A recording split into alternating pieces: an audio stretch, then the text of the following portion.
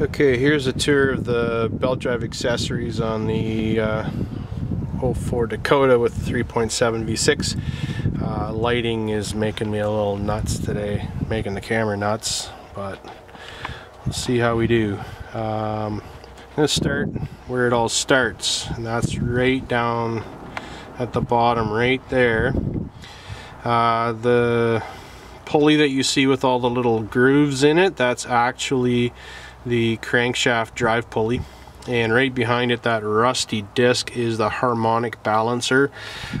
Basically, it's a big steel disc with a puck of rubber.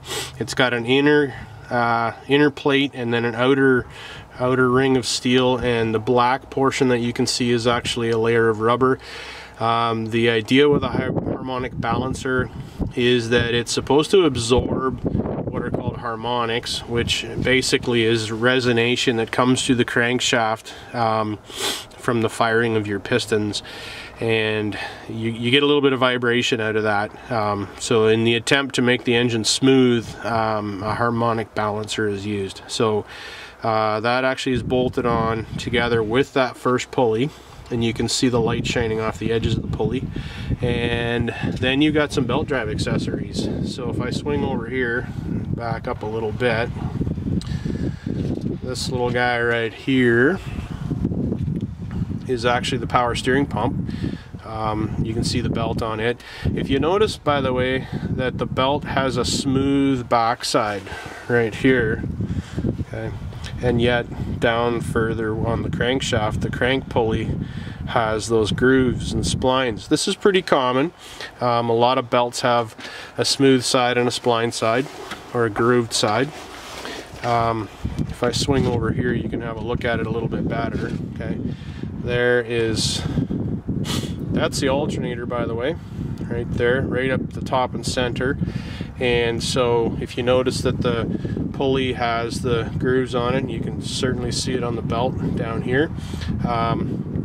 And so as we look at all these accessories and all these belt driven components, some of the pulleys are smooth and some of them are grooved, and so that helps you when you're planning how to route the belt around these accessories. If you have to put the belt back on and you got to figure out where to put it, well, best thing is make a diagram before you take it off. But anyway, that's the power steering pump right there. And if I swing around the side here, this is actually the power steering reservoir right there that holds all the power steering fluid.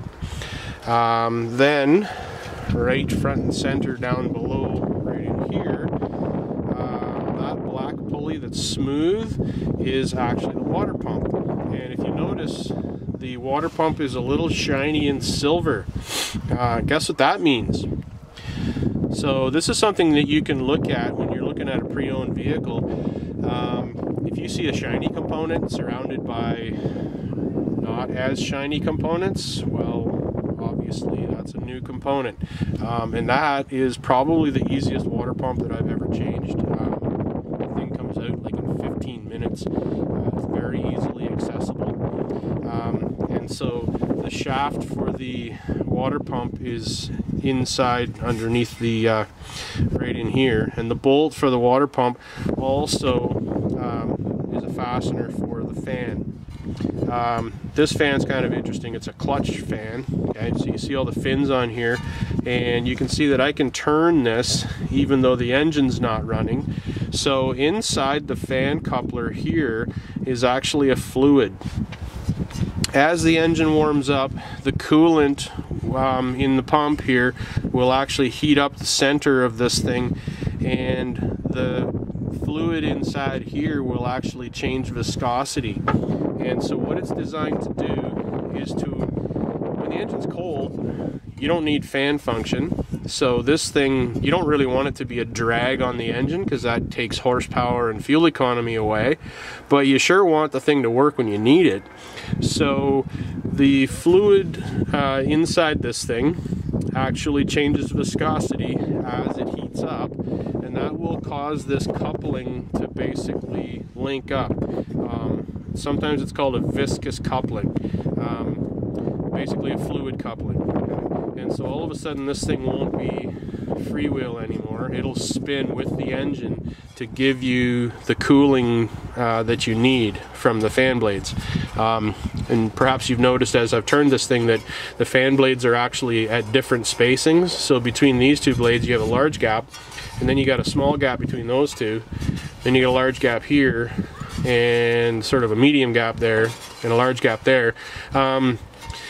This is partially to allow access to components. If the blades were too close together, you'd actually have difficulty fitting tools in between them.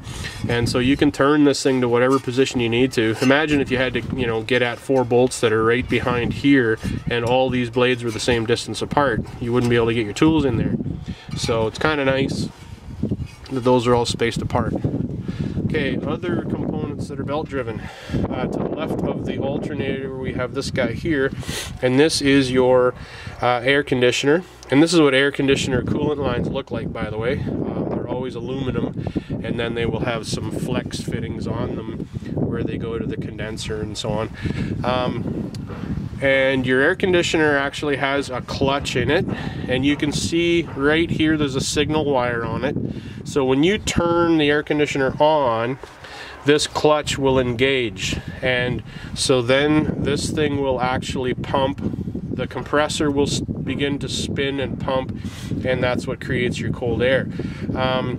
And by the same token, when you're not using the when you're not producing cold air, and when you don't want the air conditioner to be functioning, you want this clutch to be decoupled, meaning that this thing basically just spins, but it doesn't have any drag on the motor.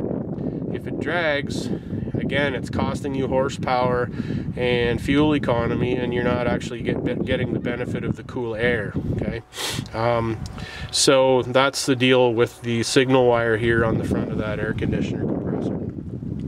If we come around the corner now and go down below, we have a couple of things here that actually drive nothing.